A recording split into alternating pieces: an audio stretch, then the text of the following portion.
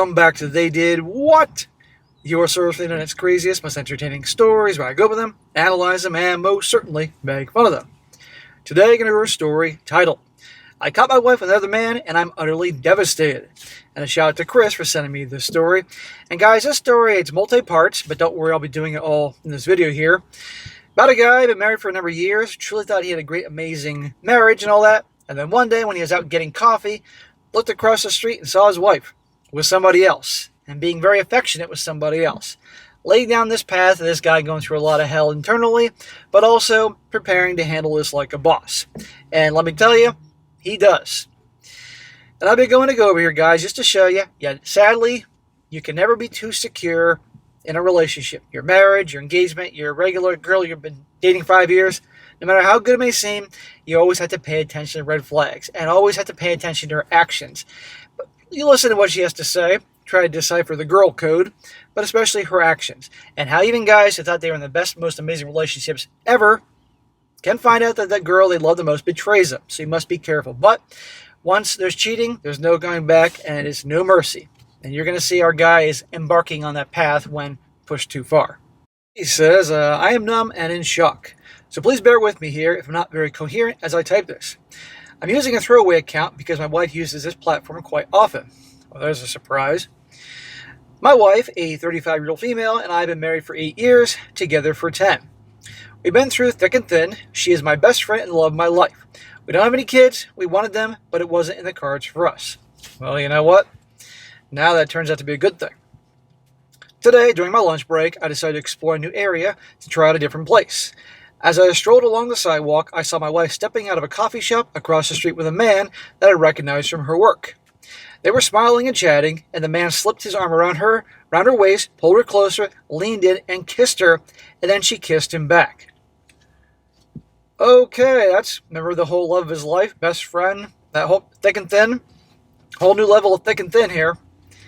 And out in public, she's doing this to places that obviously people know who she is. I froze, unable to process what was unfolding before me. In that moment, everything around me faded into a blur. I stood there, rooted to the spot, a storm of emotions brewing inside. Is this guy a writer? Confusion was the first wave to crash over me, following closely by disbelief. This could not be happening. Not to us. I wanted to scream and run across the street and demand explanation. But my feet felt heavy, as if the weight of the moment had anchored me to the pavement. Run across the street, demand explanation, more like run across the street and throw some punches on that dude and, scare the bejesus out of her. That'd be more warranted here. As they turned to walk away, she still caught up in their own world. I realized they didn't even see me.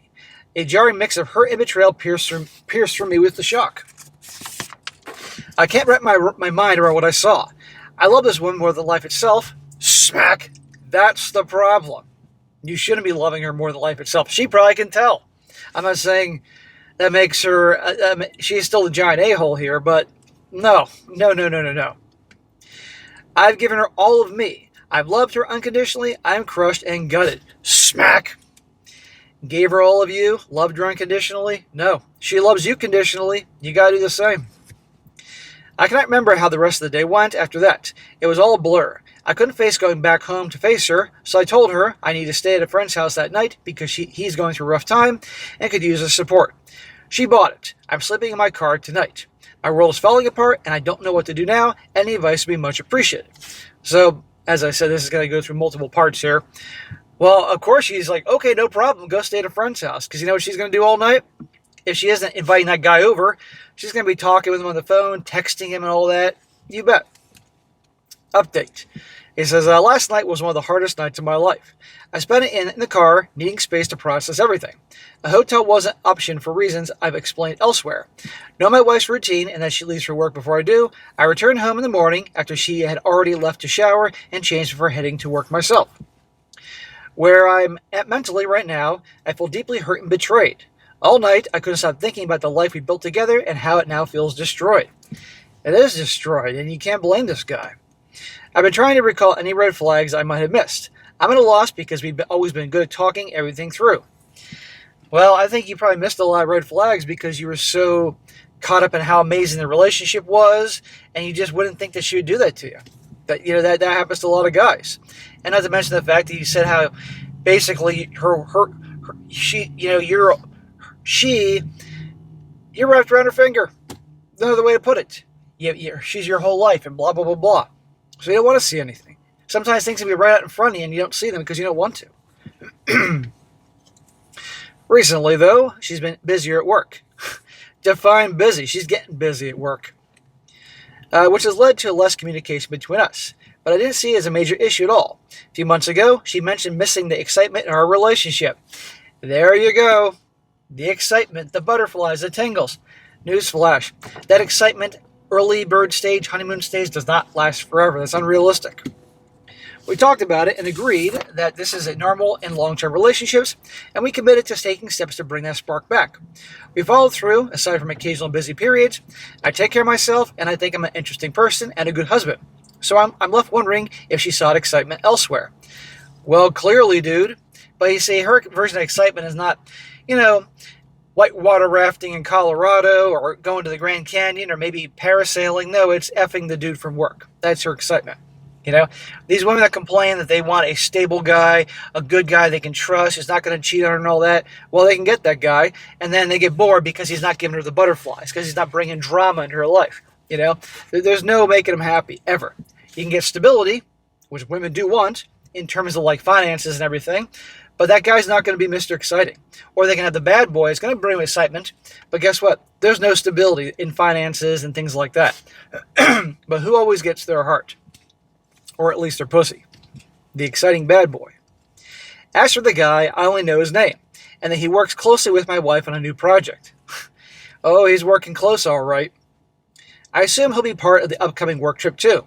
She never mentioned him beyond that, and I have no idea if he's married or in a relationship. Here's what I'm planning to do. Number one, I've already spoken to a few divorce attorneys, and while I live in a fault-based location, proving adultery in court can be a long and expensive process. Also, we need to be separated before filing for a divorce. Good, I'm glad he's talking to lawyers. Find out your options. Number two, tonight I plan to go home and act like I don't know anything, which will be difficult, so I can gather more info about the extent of her relationship with this guy.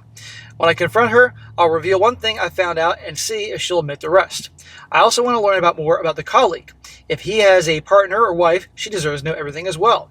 The challenge here is I'm not sure how to gather more details. Well, if you confront your wife right now, guess she's going to cover her tracks. So it's better you keep quiet and gather your info, then confront her, preferably with divorce papers. But women aren't stupid. She's going to know that something's different with you. And she's obviously going to be on her guard given what she's doing. Some people suggested hiring a PI, but that feels extreme. If anyone has experience with this or other ways to get more info, I'd appreciate your input. I'm also not sure how I feel once I know everything.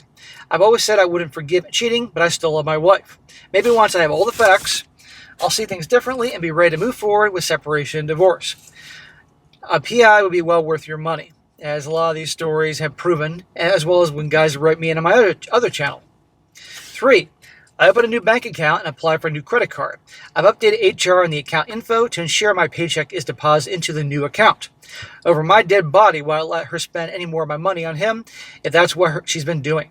Well, I guarantee she's been doing that. Very good. Open a separate account. You shouldn't have had a joint account to begin with, dude. That's stupid. 4. I'm going to use work as an excuse to avoid intimacy with her. Honestly, throwing myself into work and handling these next steps will help keep me away from losing my mind. Hey, she ain't going to care because she's going to think, hey, more time with my guy. 5. Therapy will come later. For now, it's easier to type this all out than to speak about it. Talking about it aloud will make it too real, and I'm not ready for that yet. I also don't want any friends or family to know about what is going on right now. Speaking with lawyers was difficult because it felt more practical. Then don't tell anybody. Do it in your own time frame when you're ready. 6, I'll reach out to my doctor to request the STI test. Yes, exactly. You gotta check yourself, because probably she's not wearing any condoms just to make it more exciting. He says also a few other points that I'd like to make.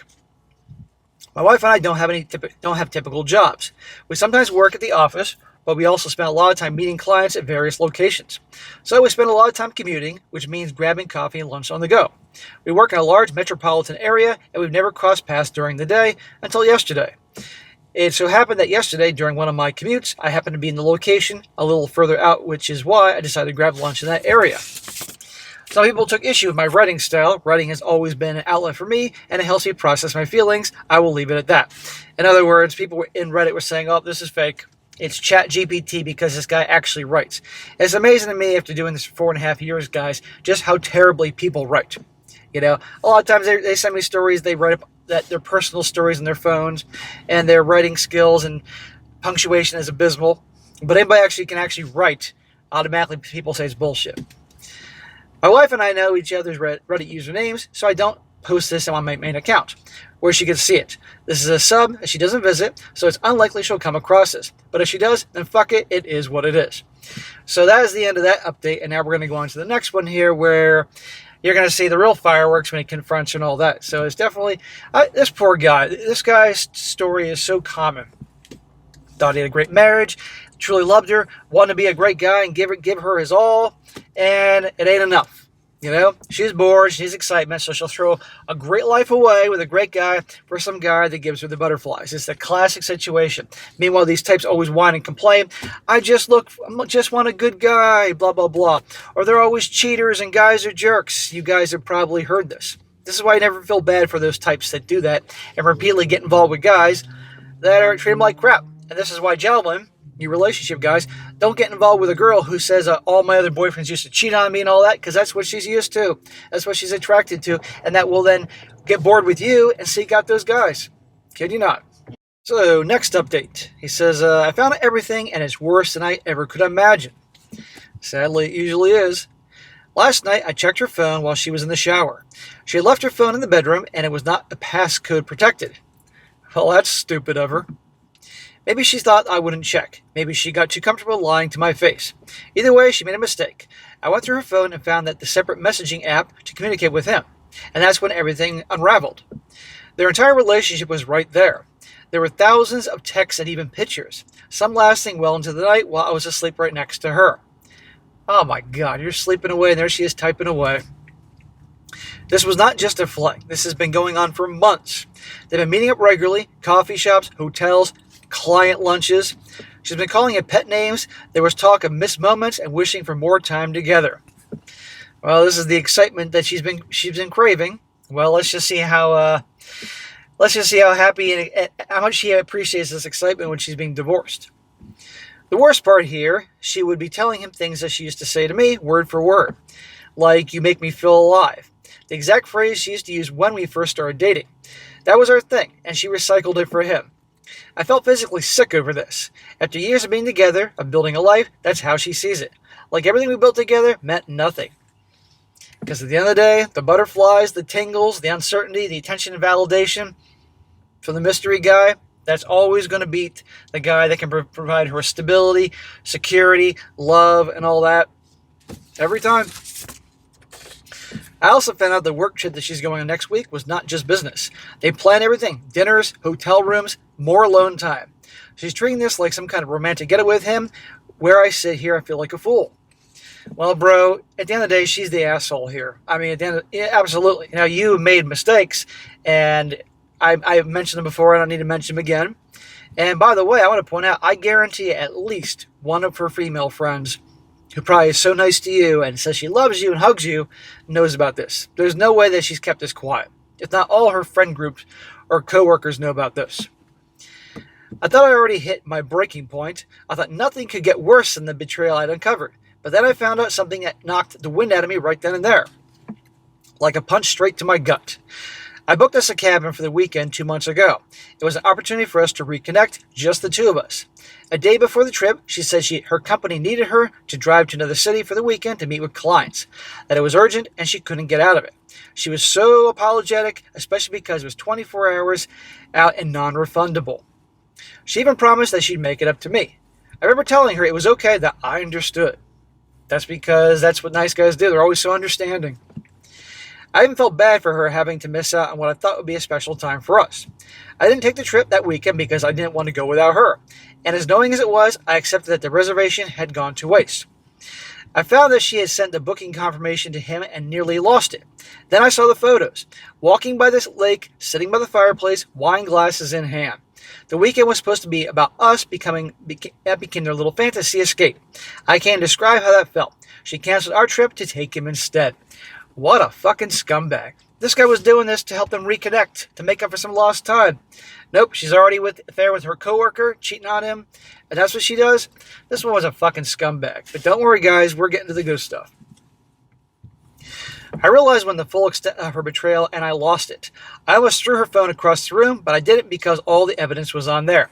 Please tell me that you were forwarding yourself some things, whipping your phone out, taking pictures. You gotta have evidence, dude. When she finally came out of the shower, I couldn't pretend anymore, and anyways, she could tell something was very wrong. So I confronted her. I asked if there was something she needs to tell me. Well, she's probably going to respond like your typical little kid. No. She said, no. But I could see the panic in her eyes set in. I pressed harder. I told her I knew everything. The emails, the lunches, the hotel stays, her fucking affair. She started crying and apologizing. Of course she did.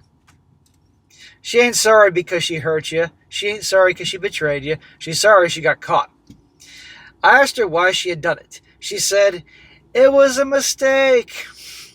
Doesn't seem like a mistake to me. That she got caught up with the excitement, that she missed the feeling of something new, and I asked if she loved him. Well, she's certainly infatuated with him, but there you go. Caught up in the excitement, missed the feeling of something new. Translation, well, it's kind of your fault, hubby, that you're not keeping me excited. She said no, she loved me and wanted to be with me. Really? This is how you show your love for me, by doing this? Oh, well, thanks, honey. What are you going to do if you hate my guts? I asked if she slept with him, and she said yes. Dude, really? I told her how much she had destroyed me, how she shattered everything that we'd built together. I asked her if she ever thought about what this would do to me, to us. She just sat there crying and apologizing over and over. Of course, because she, in her mind, if I cry enough and apologize enough, my nice guy husband, who makes me to be his whole world, eventually will feel bad enough that he'll listen to me and buy my bullshit. That's what she's thinking, or feeling. I told her I was done. There was no coming back from this. She begged for forgiveness. I told her, get out, go be with him, since she wanted him so badly. Amen. She broke down, insisting she didn't want him, that she wanted me, and would do anything to fix this. Okay, you want to fix this? Get the fuck out. Let me be in peace for a while. Meanwhile, obviously it's forever. By then, it was almost midnight, so I told her to sleep in the guest bedroom. Bitch, I'd say sleep on the floor. She asked for her phone back, but I refused, saying I was holding on to it for now. When she tried to argue, I warned her if she took the phone from me, I'd leave. She didn't want that, so I kept it. Good. Archive everything. Once I was alone, I forwarded the entire thread of her messages to myself. I went through them in great detail. That's when I found out that the guy's married too. There was no mention of kids, though. Of course he's married. Now it's time to find out where he is and strike hard. This morning, we barely acknowledged each other. No words were exchanged. I gave her the phone back, but I made it clear if she goes on her work trip, she'll come back to an empty house. She promised she wouldn't go. She apologized again, but I wasn't ready to hear it. After she left for work, I broke down, and for the first time since all this, I started to cry. Dude, there is no shame. She completely destroyed you. Okay? Or at least, she didn't destroy you, but she came darn close to that. It's no shame. Just don't cry in front of her. Don't let her see it. He also says here, tomorrow I plan on going to the guy's house. I found his address from Google Maps recent history. I printed the message between the threads between them with the pictures and will be giving them to his wife, who is unaware of what is going on as far as I know. I will also face the man who quite literally destroyed my life. I'm done playing nice. Well, good for you, man, but I would, again, consult your lawyer before you do anything. And certainly don't try not to get her fired, because if she's fired, then she no longer has a job, and that can impact the alimony thing. But anyhow, guys, this is a story I'm sure is going to keep on going, so I'm going to continue on with this. But anyhow, I'm sorry for this guy. He made mistakes, but you know what? Good for him. He's done with her. But I mean, it's just tragic, these poor guys. So anyway, guys, if you happen to see any updates to this before I do, because I got so many videos in circulation, it's crazy, let me know, and I'll definitely cover it, because this ain't over. Alright guys, that was it for today. Be sure to comment down below. Let me know what you think about this. Be sure to like the video, share it with your friends, and subscribe. I'll catch you next time.